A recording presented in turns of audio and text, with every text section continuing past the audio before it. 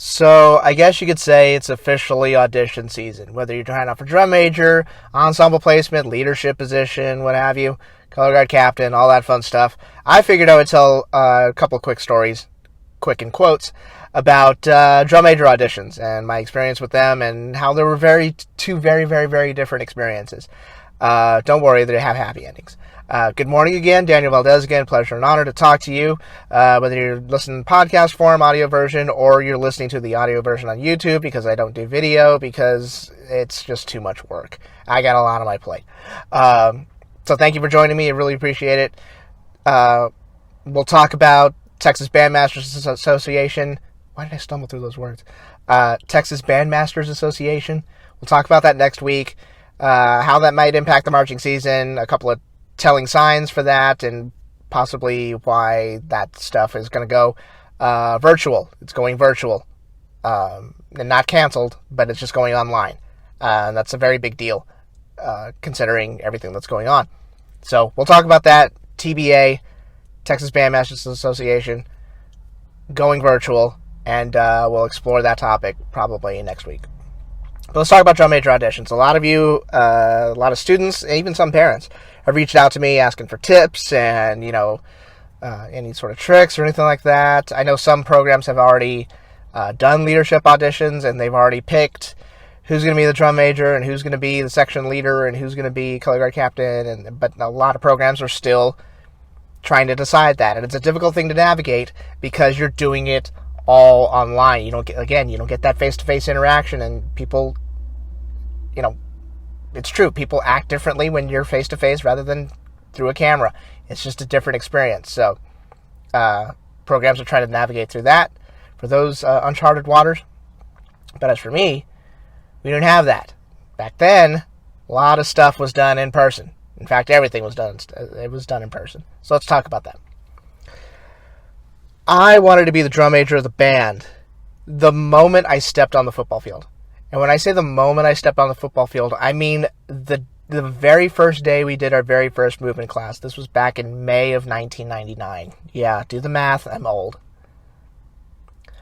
The ensemble auditions had just come out. In fact, they came out that day. And what was interesting was they would post the results inside the band hall, and I'll try to paint a picture for you. The band hall was essentially an orchestra hall, band hall combined. It was a decent-sized building. Orchestra room was on one side, but their practice rooms.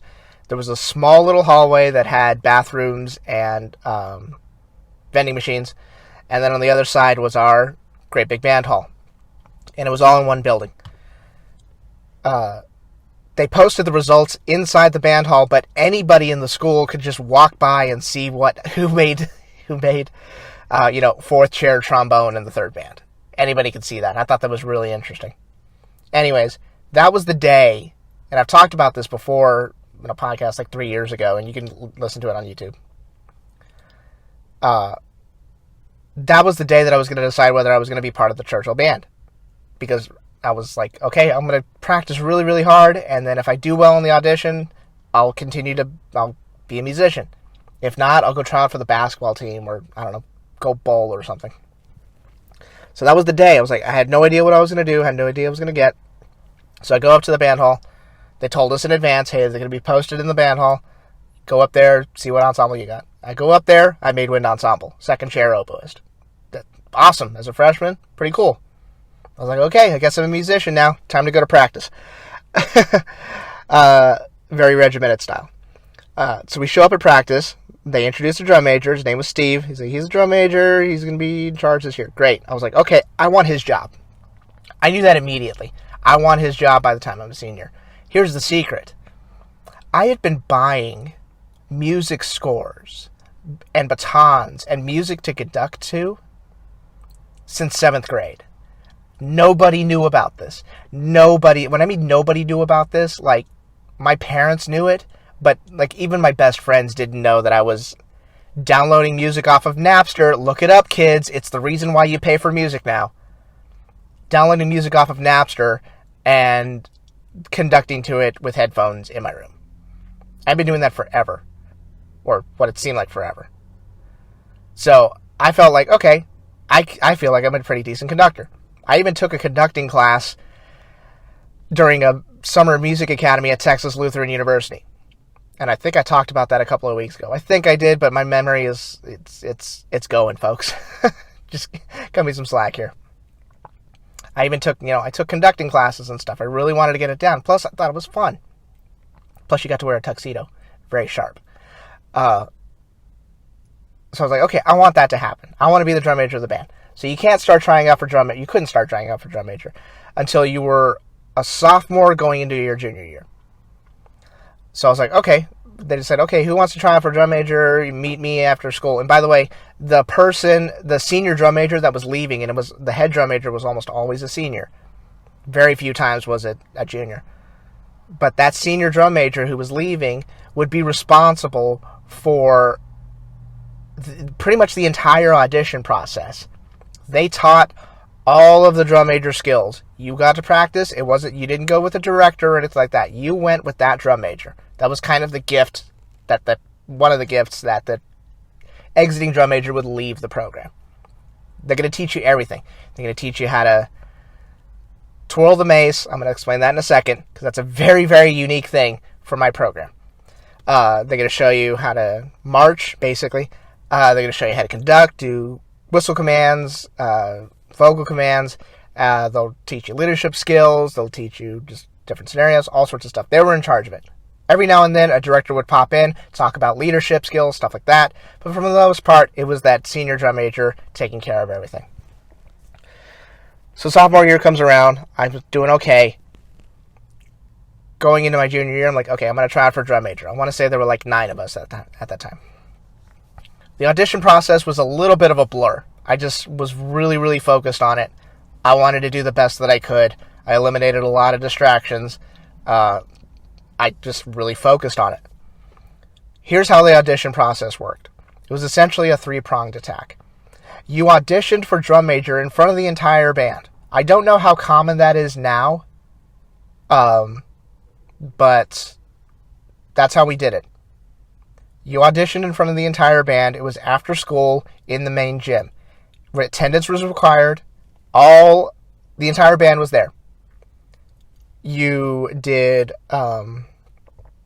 the mace routine. You did marching. You had to basically march in a rectangle, 8 to 5 step size, in the gym, completely silent, in front of the entire program. Yeah. You had to do whistle commands. You had to do vocal commands. You had to do pattern conducting, again, completely silent, in front of the entire band. Then after that portion, you had to conduct a prepared piece, usually the closer to last year's marching show. So you had to conduct that, and they gave you the score to it and everything, and they gave everybody recordings, and they made sure everything was fair. After that, you had to do an interview with the 3 judges that were, oh, by the way, I forgot to mention, 3 judges were there evaluating your audition. They were usually high school or middle school directors from around the area. They'd hire 3 people to come in, evaluate you on that. The directors would evaluate there. That whole process, that whole thing in front of the gym, and that whole audition process in the practice room where you're answering questions and, doing that whole thing, that's all one part. The judges evaluate you, they do it on a score sheet, and they pick a winner out of that. That's part 1. Part 2 was the student vote. After the audition process was over, the portion that was held in the gym, students were handed a piece of paper. They said, circle one name. Who do you want to be the drum major? They'd circle, hopefully, your name. They turned the paper in. That was part 2. Part 3 was, of course, going to be the directors. They would get together and they would look at who the judges thought was number one, who the students thought were number 1, and usually, most of the time, those aligned. And if they aligned, then the directors were comfortable with it, they would make their decision. Because of visual programs becoming more complicated, and because the activities evolved so much, you typically don't hear about a head drum major, field conductor sort of situation. But that's kind of what we did. We always had a drum major on the 50-yard line. That was the head drum major. They made sure, our program made sure that, no, this person is the guy. or this woman is in charge. This is the head drum major.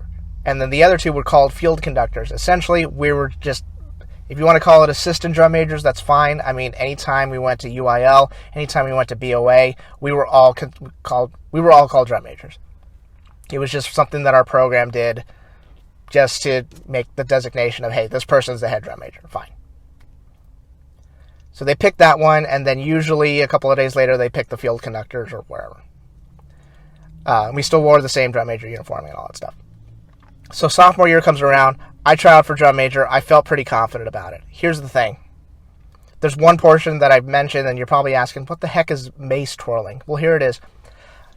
Winston Churchill High School obviously has a lot of British ties to the school. There's a Union Jack that was painted back in the 60s that's still on the building of the old building of the school. It's still there.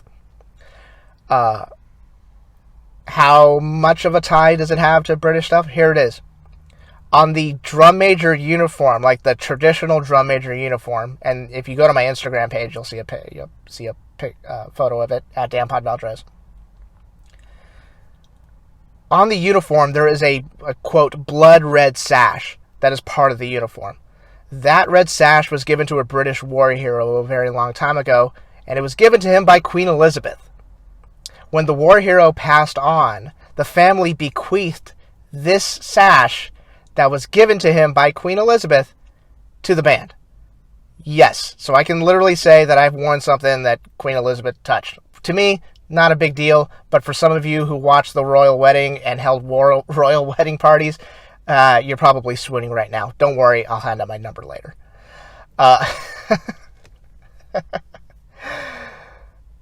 So that was a big deal. So part of the audition process, and it was only like 10% of the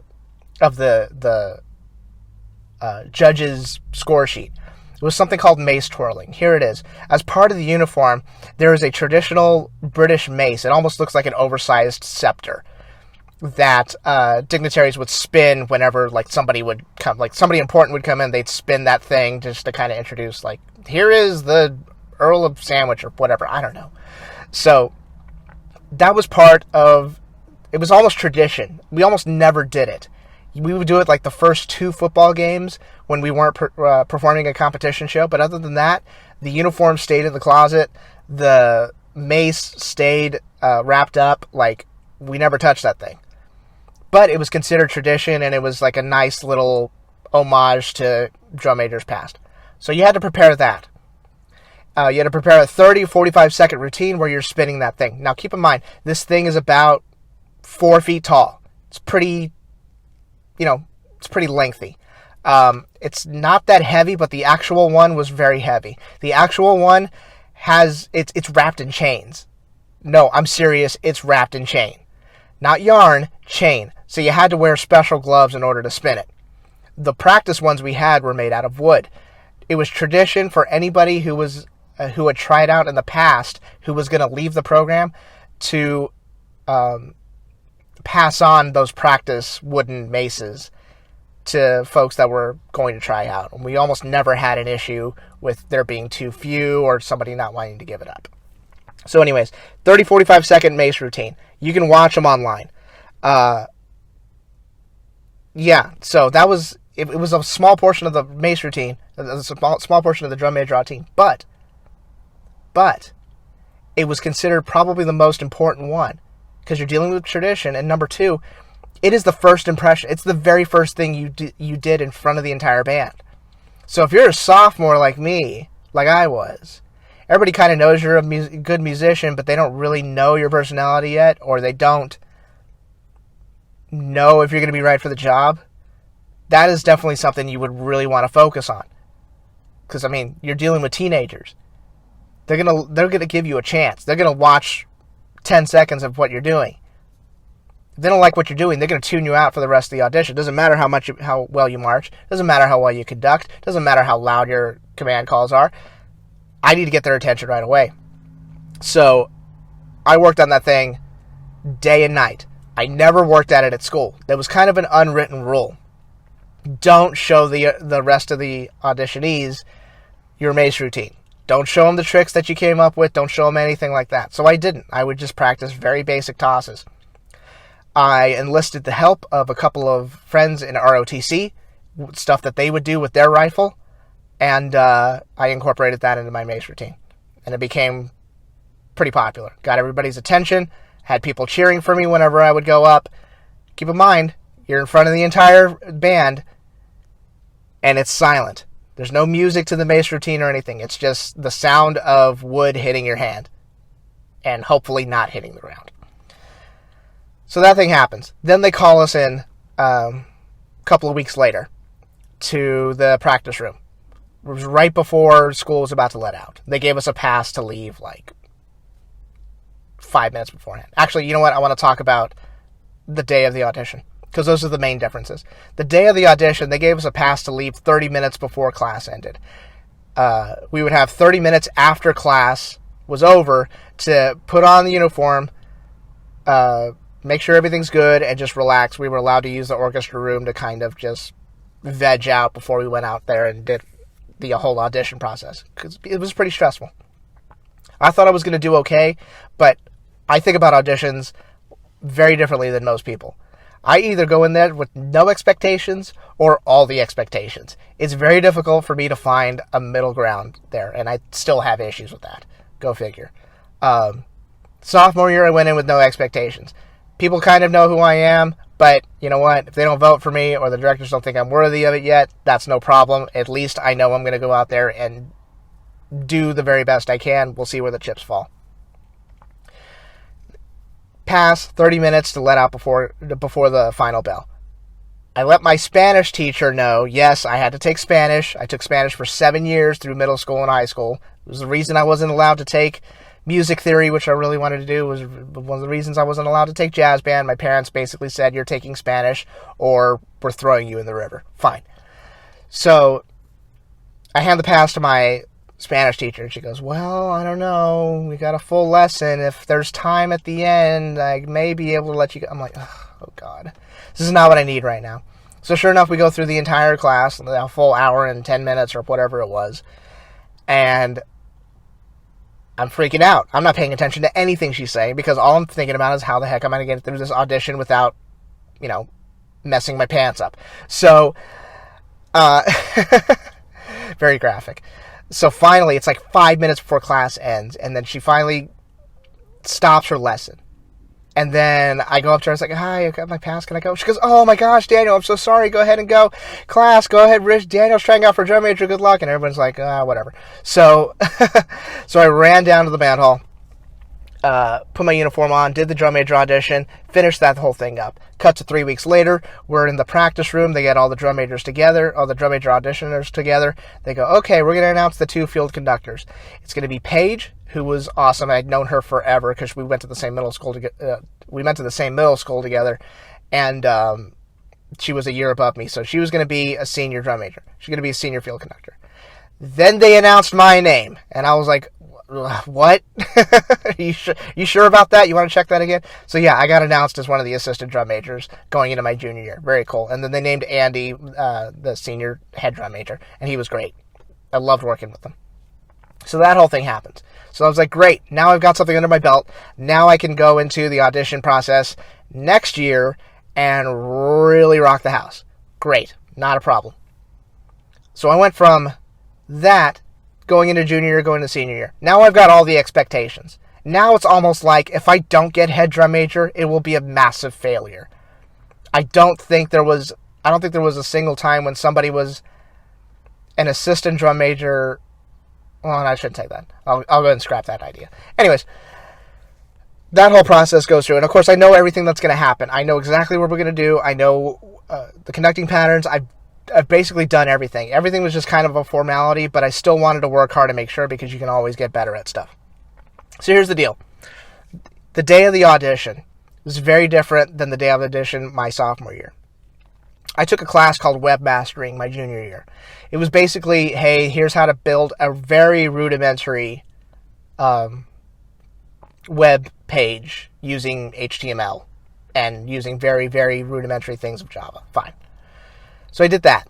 One of the reasons why people took this class was because at the end of the year, you got to take a field trip to Dave & Buster's.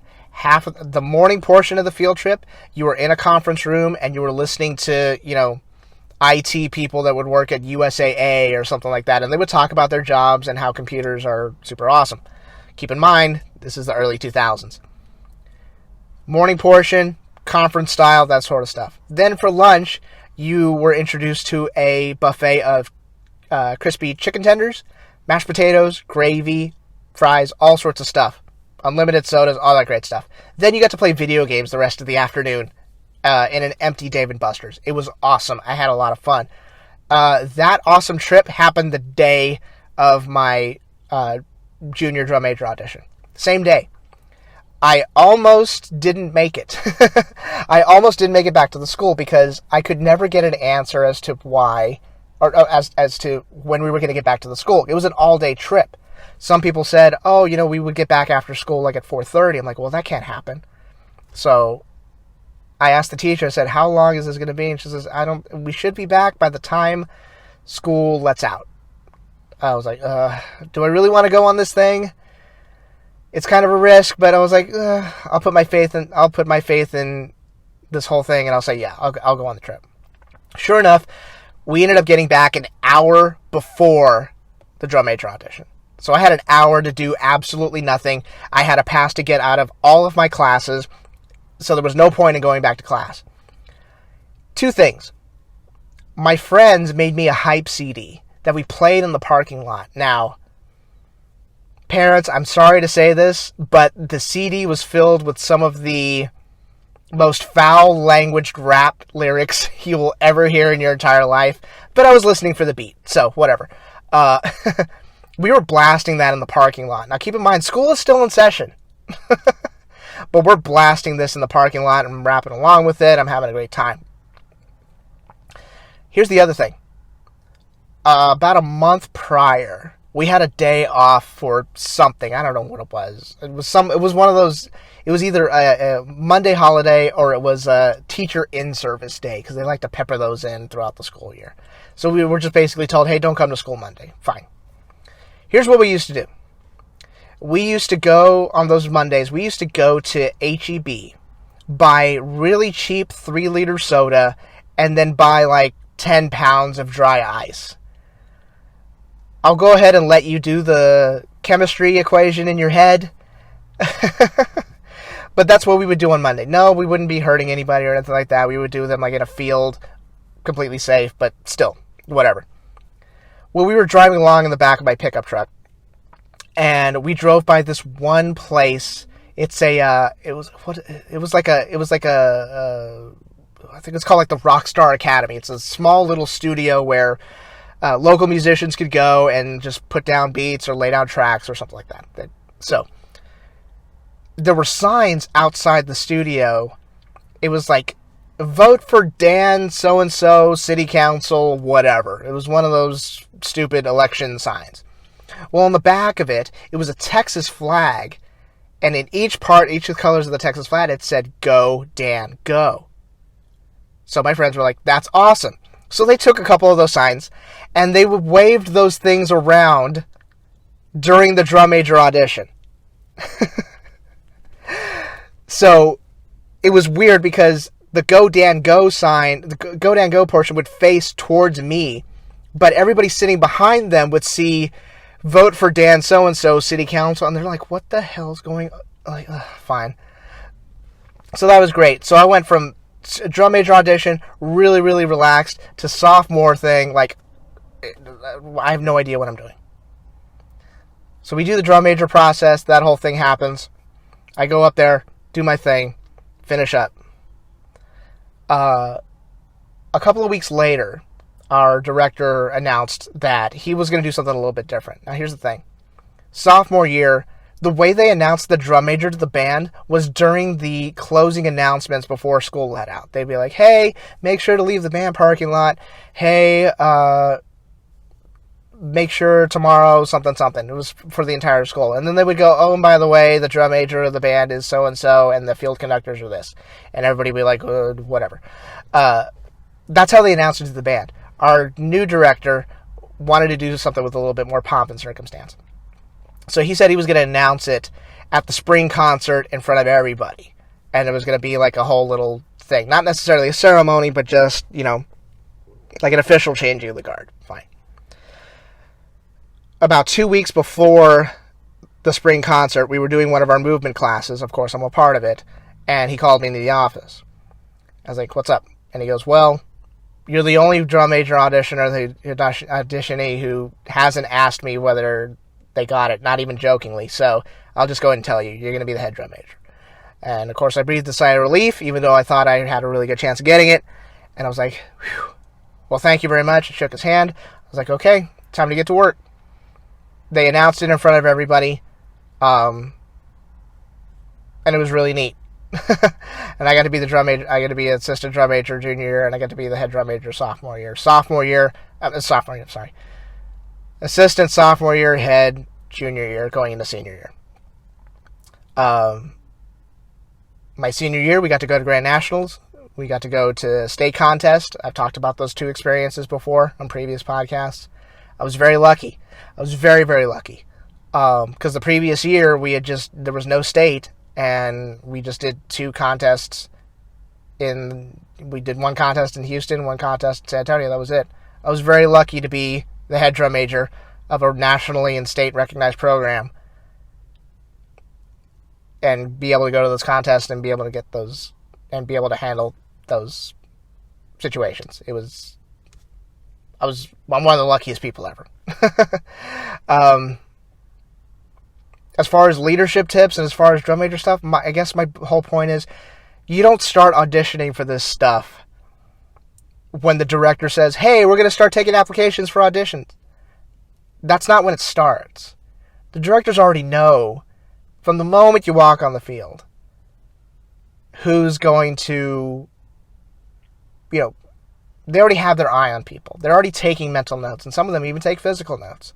They already kind of know who the next leaders of the program are going to be. You audition from how you act on the field. You audition with how you act off the field. And I know that's a little bit hypocritical for me to say, seeing that I was making dry ice bombs weeks before the biggest audition of my life. But all that stuff is taken into account. Your grades are taken into account. Everything, it's all a cumulative package. You have to think of it that way. It's not just one thing that puts you over. It's the total package. And honestly, that's a good attitude to have, because in life, when you get to be an adult, everything is a total package. Everything, one aspect of your life bleeds into another, unless you're a psychopath. So, unless you're Dexter. So, my advice to everyone is just, you've put in more work into this than you realize. So that should help calm your nerves a little bit. Now, if you're underprepared, that's a little bit of a different story. But if you've played your cards right, and you've practiced, and you're a good citizen of the band and a good citizen of Earth, you've got a shot. I've had people reach out to me and say, well, I'm not sure if I should try out for audition. I'm not sure if I should audition for section. I'm not sure if I should do this. Do it. Go for it. What's the worst that could happen? You get so much credit, not just from people, not just from the directors or staff, but you get so much credit amongst your peers just putting yourself out there. I had people tell me later on, like, hey, we were really surprised that you were going for it. We kind of didn't know that you were going for it. But we're glad you did. Because, it showed that you cared. And sure enough, little did they know they were talking to one of the biggest band nerds ever created. So those are my drum major audition stories. I hope they were fun. I guess they were. So, anybody who's trying out for leadership auditions and all that stuff, hey, let me know how it goes. Good luck to you. If you've got a position, congratulations. If you didn't get a position, trust me, you can still contribute to the band. Everybody thinks that, I didn't get a fancy title, therefore I'm just going to be one of the nameless faces. That's a terrible thing that's a terrible attitude to have. The best thing you need to be helping your band program the best you can. Especially now. Especially when the fall season is very, very uncertain. I am done here. I'm going to go enjoy the rest of my day off. I hope you all are well. I hope you all are safe. We're going to talk about TBA next week and, I don't know, some other stuff that comes up. But anyways, wanted to get the auditions out of the way. I hope you enjoyed my stories, and I will talk to you tomorrow. Y'all take care. Adios. Bye-bye.